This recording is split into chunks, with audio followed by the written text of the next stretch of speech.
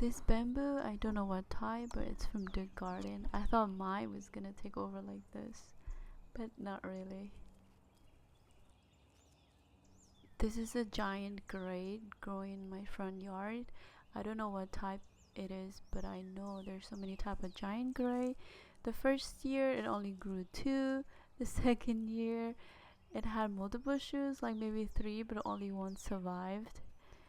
I was so scared at first that it would take over. Everyone I talked to said to be careful about introducing bamboo into your property because it's very hard to eradicate and to manage.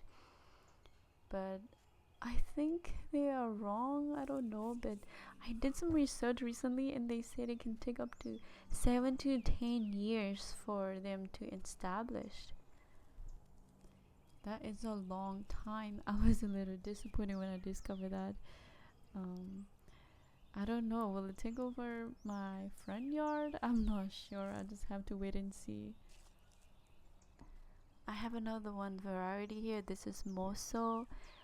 It's planted the same time, and I noticed that this one has more shoots. This year, entering into the third year, it has 6 little shoots, and I wanted to take over this whole area in the front yard so that it can create some boundaries and fence, natural fence between the road and my house.